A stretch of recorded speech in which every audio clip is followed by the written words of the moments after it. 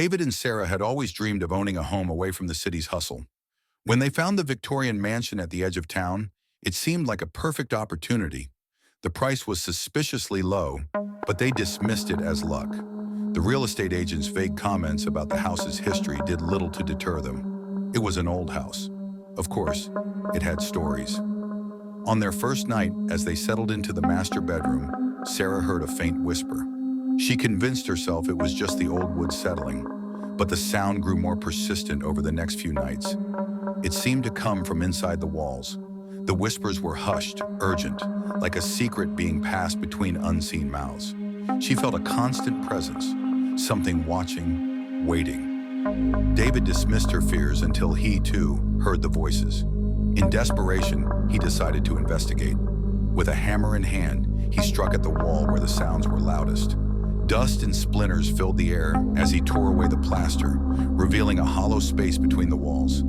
Inside, they found old, yellowed photographs of different families who had lived in the house before them. Each picture had one person's eyes scratched out, their expressions forever frozen in eerie disfigurement. Sarah held one of the photos in her trembling hands.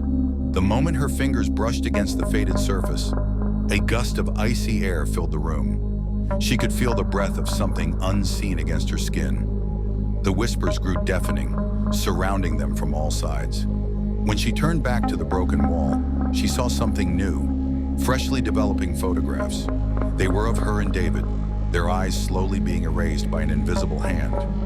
A creeping dread consumed her as she realized what the whispers had been saying all along. They were warning her. They fled that night, leaving everything behind. As they drove away, Sarah made the mistake of glancing back at the house. In the dim glow of the porch light, she saw silhouettes moving behind the broken wall, whispering still.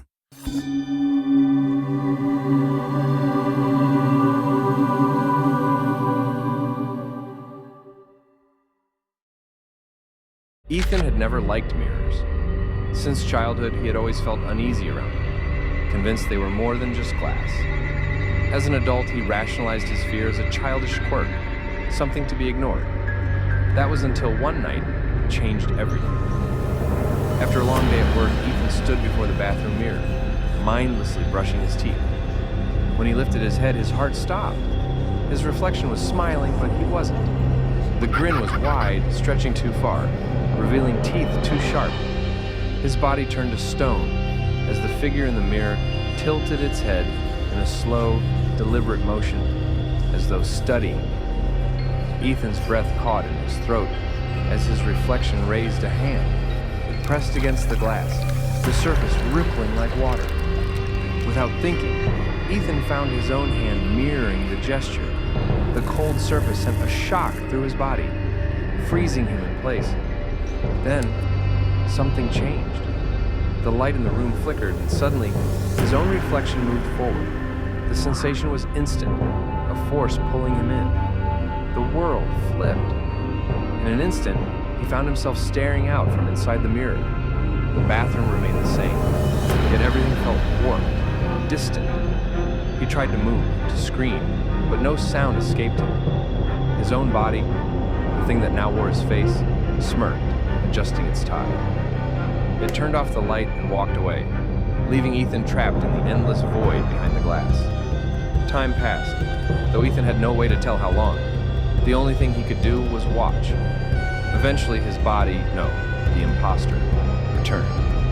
It leaned close to the mirror, grinned again. Ethan could feel its amusement and satisfaction. And then it whispered something he couldn't hear. A sharp crack echoed through the space, and then the mirror shattered, plunging him into nothingness.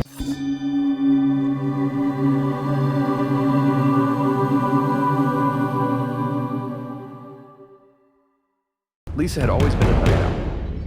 She enjoyed the solitude of late hours, the quiet comfort of knowing the world outside was asleep. But on one stormy night, that comfort turned to terror. The sound of knocking echoed through her small apartment. 3 gentle taps against the wooden door. At first, she thought it was just the wind, but something about the rhythm unsettled her. She checked the time, 3 a.m. A deep unease settled in her stomach as she approached the peephole. The hallway outside was empty. She waited Nothing. Telling herself she was overreacting, she turned to go back to bed. Then the knocking came again. This time louder, more insistent.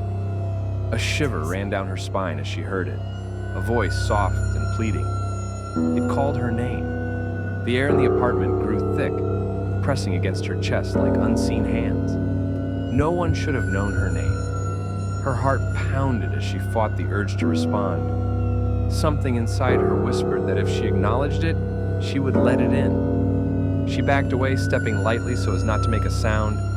The knocking grew frantic. The voice changed, no longer pleading, but demanding. Shadows flickered beneath the door, stretching unnaturally, shifting like a mind of their own. Then, as suddenly as it began, it stopped. The silence was worse. The feeling of being watched did not fade. Morning. With the first light of dawn, Lisa dared to check the security footage. What she saw sent ice through her veins. At exactly 3 a.m., the door had opened, on its own. No one had entered. No one had left. She moved out that very day, leaving behind the apartment and whatever had knocked on her door that night. But even now, sometimes, she still hears it.